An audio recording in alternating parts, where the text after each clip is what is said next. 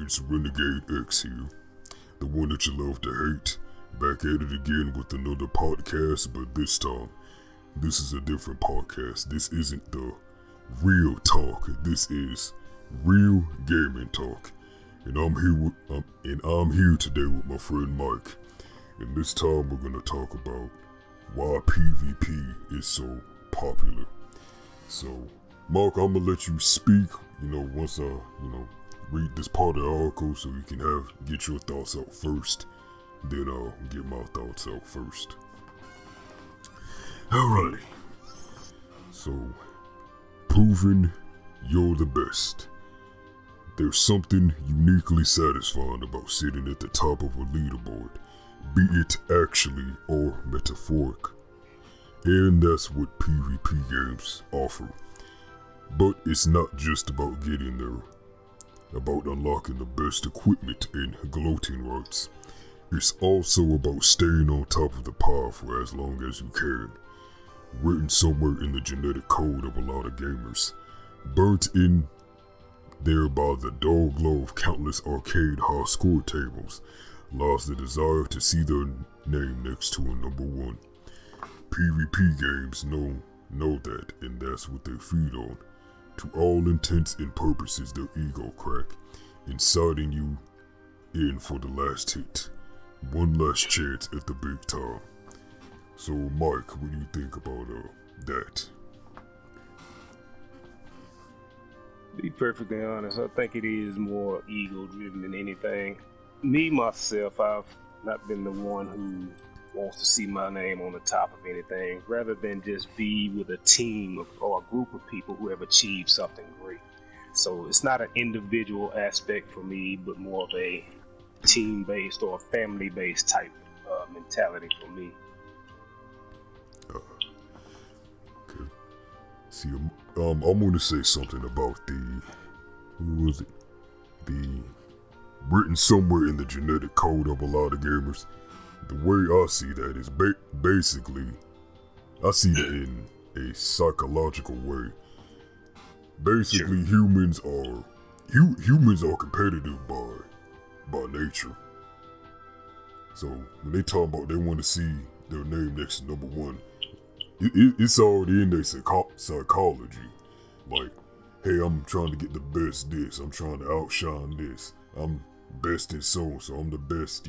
Just everything like that. So that code that they talking about, that's his psychology right there. Hey. And proving the best is it'll once I read, later in the article, proves it shows examples of a lot of things like toxicity and stuff like that. So I'll read on to the next thing. Friends and foes alike. We've all heard the story of the Christmas Day football match that took place between German and English soldiers in World War I. There's goodwill in war, regardless of which side of the trenches you sat on. Sure, you might be spouting vile words alongside every rocket launched and spell thrown, but there's a grudge of respect there too.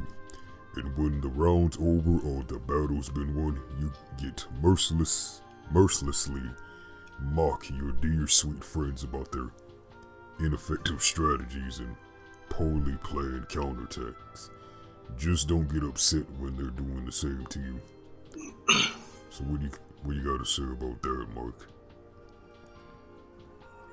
I find that a lot of people that speak on stuff like that just gives this one type of perspective to it, and the thing they're missing out of it is what I call variables. Mm-hmm.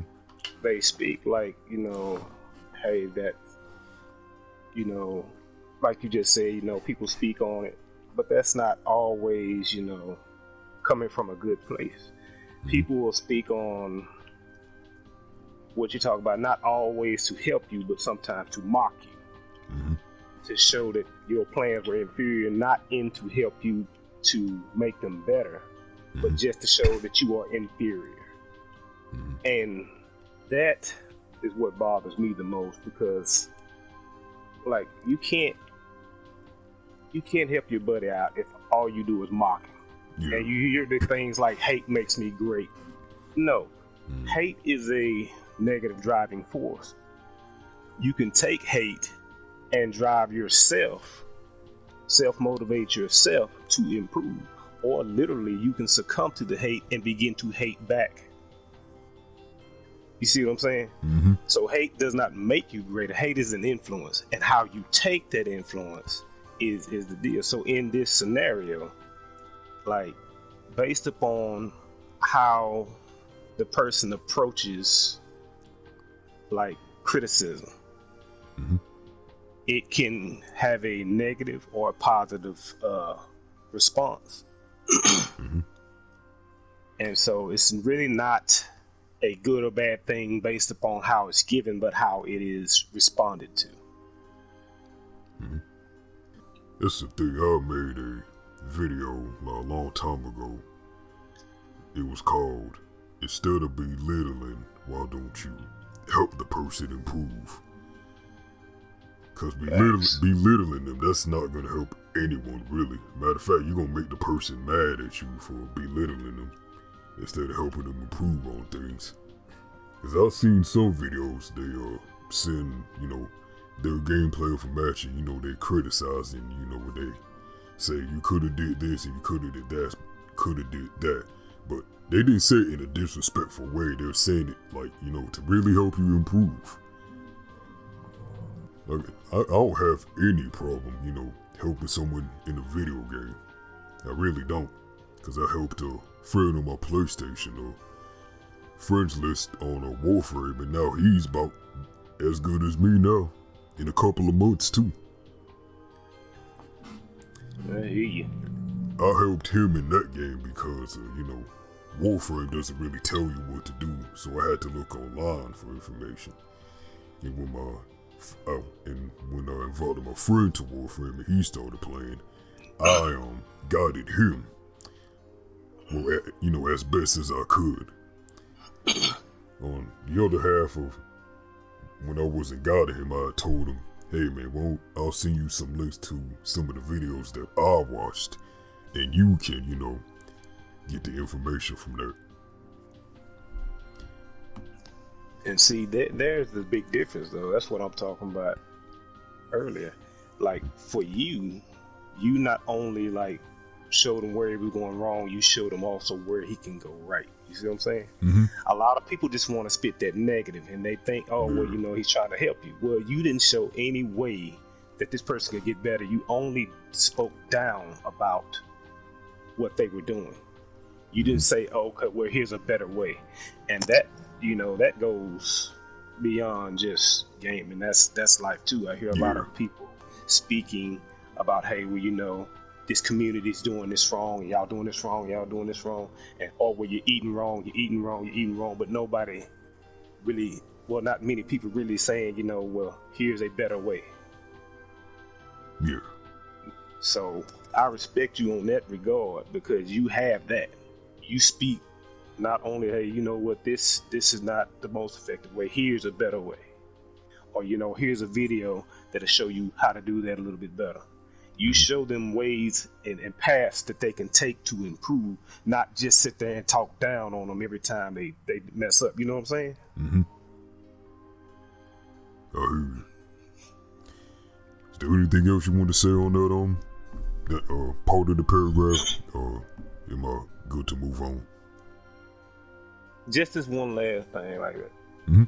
Even with the belittling, like I said, and this is something that everybody needs to pay attention to. It's not really what's given that is positive or negative, but it also is the response. Because a person can take belittling and find a way to move forward, but as you also said, they can also begin to hate that person. That helps. That would also help, drive hate. Mm-hmm. Drive a way for them to start hating, a place where they can,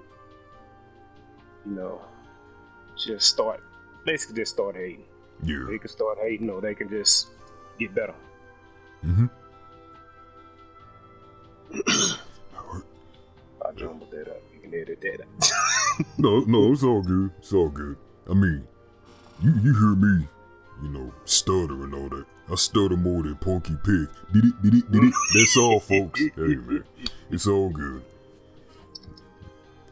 I ain't no professional reader now. Of course I'm a mess up. So, Yeah. as long as they get the message, that's what I'm trying to put out there. Hey. Alright. We have the technology. It might seem obvious to say it, but PvP has come on in leaps and bounds thanks to the technological infrastructure that's being noisily built all around us. 10 years ago, you couldn't have hoped to have had destruction and chaos on the sort of levels we do now. Mainly because your chuntering, I don't know if I said that right, old modem wouldn't have been able to handle the information. The government might say that high-speed broadband network is about the passage of knowledge, but we all know that it's actually about the passage of large projectiles into strangers' faces. What you gotta say about that, Mark? Hey, if you want to listen to the rest of the podcast, go to my Anchor FM. It should be in the description below.